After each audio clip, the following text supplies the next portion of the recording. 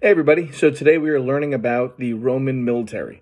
So Rome had one of the best militaries in all of the ancient world. Part of it was because of extreme organization and then also very loyal soldiers with great weaponry and armor and tactics. So kind of take that step by step. So the Romans only took, at least in the early part of the Roman Empire. Later on, eventually things would change. But early in the Roman history, they would only take Roman citizens as soldiers. So you had to be a Roman citizen if you wanted to be a soldier in the army. And you also had to sign like a 20-year contract. Basically, that said you would fight for Rome for 20 years. And if you survived for the 20 years, when you retired, you got a pension, you got land, and you basically got like a pension's like a big sum of money and land. And that was one of the reasons why you stayed loyal for that entire 20 years, because it was, one, you're fighting for your own country, Rome, and you know you're going to get paid a lot when you're done. The other group that could be in the army were non-citizens, people from other part of the Roman Empire, and they were called auxiliaries, and they had to serve for 25 years, but when they retired, they got Roman citizenship for them and their family. So the idea was that was why they stayed loyal, was so that they could earn their citizenship and become true Roman citizens, all the perks of being a Roman citizen.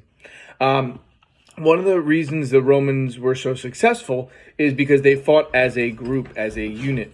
And so they were very organized, very similar to the modern military in the sense that, there was, they're considered of a general. They had people in charge of each section of the army, very similar to the idea of like as you move up in the army, you start as a private and you work your way up to a you could be a sergeant and then a major. The idea would be in the Roman army, you'd start out as a legionary, and then you could become a prefect or a centurion, and then possibly if you were an upper class citizen, like a legate, which is basically the person in charge of the entire legion. And that so the idea would be ways to move yourself up, but very organized, very structured, very similar to the modern military. The Romans, again, stole things from the Greeks. We've kind of learned that before. The idea of fighting as a group and a unit was definitely a Greek idea, as well as the armor. So the Romans took the Greek ideas and made them even better. They basically wore iron armor over a majority of their body, carried a really big, heavy shield that would be used in formation. So they would line them up in front of each other. And then also they could even carry them over their heads, called the tortoise. And then that's where if an enemy was shooting arrows at them, they would basically be covered from all angles. You'll see pictures of this in the reading. And then they had a bunch of different weapons that they used, including something called a pilum, which is like a javelin that they usually carry 2 or 3 of them.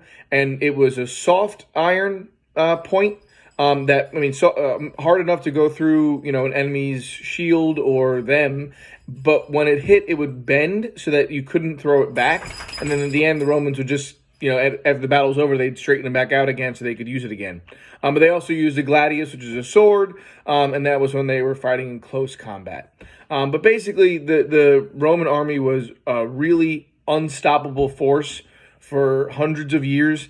They won just about every war that they went against.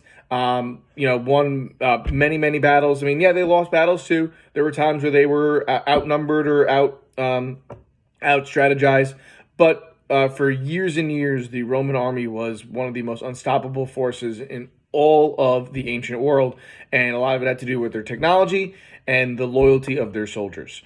So that's the topic you learned about today, and I hope you enjoyed.